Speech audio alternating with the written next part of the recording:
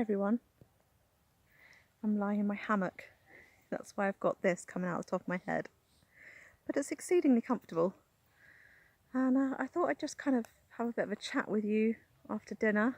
I've just eaten in the hammock with the sun setting, it's been lovely. And I've got this lovely blanket on me, just to keep away the mozzies. And yeah, so this is kind of, I suppose, day in the life of me, Jo, trying to heal from chronic illness, chronic disease, Lyme's disease, coming off lithium. And I'll start with what I had in my dinner bowl tonight. I'll talk about what I did this morning, ear candling for the first time in my life. Sally's du Salat Spa, all sorts of things to chat about. My arm's going to get sore, isn't it?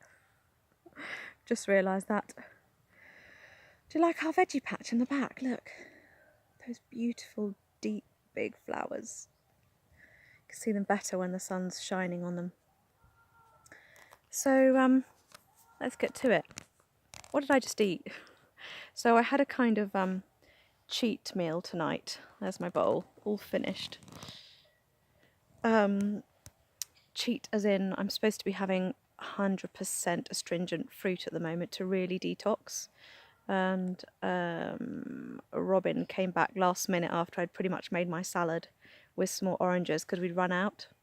So I put in these lovely heirloom tomatoes, yellow, normal red, but kind of pointy tomatoes, and then a kind of deep reddish purple. They're my favourite. They're kind of really full, delicious flavour. And then the naughty bit also was one olive, because that's fat, which is very different to astringent fruit, so it slows down your detoxing process. And I'm allowed to have a little bit of seaweed for that salty taste, so I put this lovely algae type, what would you call it?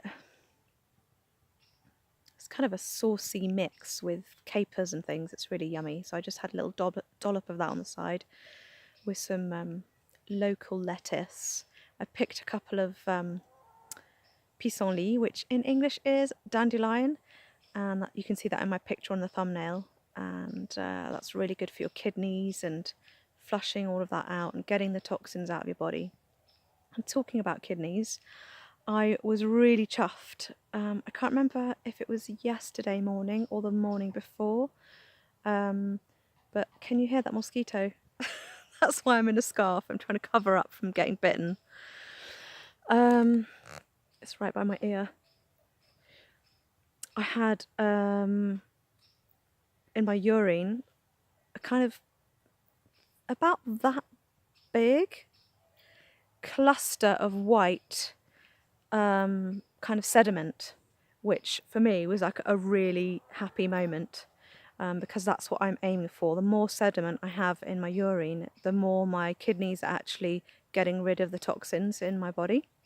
So I was like over the moon. And then the last 2 days I decided to basically every time I go for a wee I check in my glass jar how it looks, and it's amazing how much it fluctuates.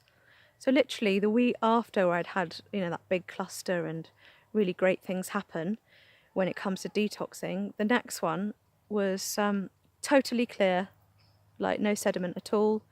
And so yeah, it really changes throughout the day. And then sometimes I just have really small light white particles, and then sometimes it just looks slightly cloudy, sometimes it looks a bit darker but clear, or really pale and clear. So there's all those fluctuations that go on within a day. So yeah, the kidneys must be doing all sorts of changes depending on, you know, what you've eaten, what you've drunk, and all of those things. It's quite interesting.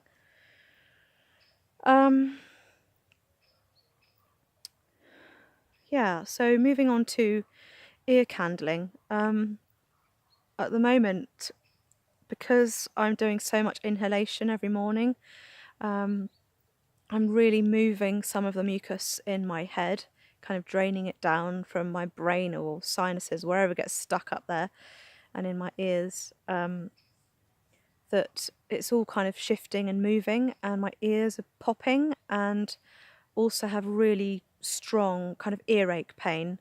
So I had a lot of that this morning. So I was like, Robin, can we really, really please try the ear candling? And I didn't want to do it on my own because, there's a big flame and everything.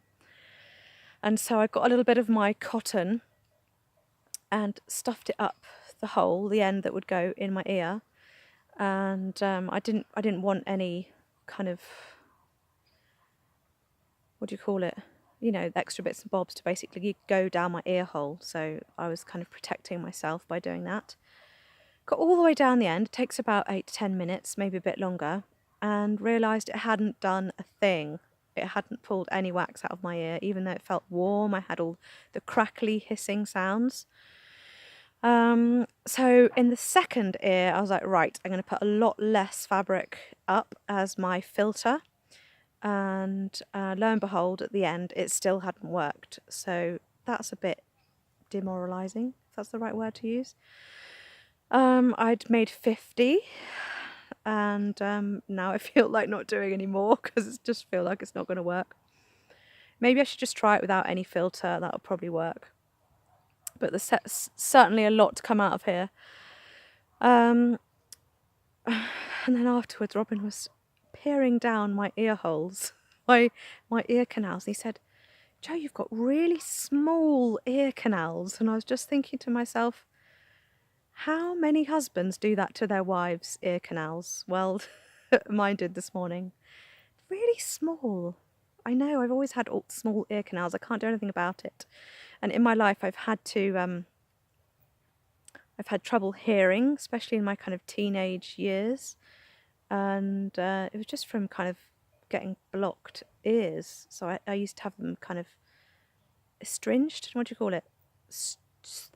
I can't think of the word. Where you get water put in and then all the horrible stuff comes out. I had to do that, probably done that 3 times in my life. And now I just kind of cope with not hearing much. And then it's the weekend and Heidi, our daughter, has gone off to the seaside for a long weekend for one of her good friends' birthday parties. So that's really exciting. So we've had a bit of time without. And Robin has been painting today, so he's made the most of the quiet time. And he's realised that his palette is absorbing the paint, so he's putting another coat of varnish, and he's really cleaning all his brushes because they're not behaving as they should. So I'm a bit the artist's wife today, and while he was doing all of that, I did lots of editing of a new film which is already on YouTube about my morning routine of healing and different techniques to get rid of congestion and make me feel better with Lyme's disease. And then I was going to at 3:30 go to Sally's thermal spa nearby to really, really steam the hell out of myself and make me sweat like crazy so that I could get any other kind of toxins out coming through my skin. And then the day carried on and it didn't work out for Robin and where he wanted to go and paint. So I'm hopefully going to be doing that tomorrow instead. So that's kind of a day in the life of me. And then obviously sitting here chatting with you is really nice. I'm glad I got you YouTubers. And yeah, it's kind of like pretty much the only thing that I really enjoy doing in my day is making films and editing them and putting them online. I just get quite excited about it and it makes me smile. Well, that's the other thing. This morning, Robin was like, because I was in a really, I wouldn't say it was a bad mood, I was just in quite a lot of pain, and I woke up having not slept very much last night. I think I woke up at about 5 in the morning. Sorry, I've got a really itch. They're biting me. Go away, go away, go away. So I was just feeling exhausted and a bit fed up. And he was like, right, we're putting on some comedy. So we found Billy Connolly and some really old ones. He looked so young. Sometimes he didn't have a beard. It looked really weird.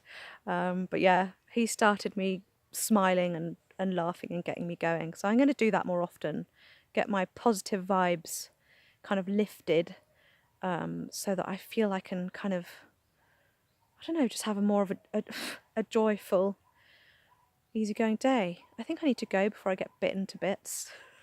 They're coming out in full force now. Don't forget to subscribe. I'm trying to get to 1,000 before Christmas. And press the like buttons and comment below if you have any questions about my healing process. And yeah, I'll speak to you soon. Bye.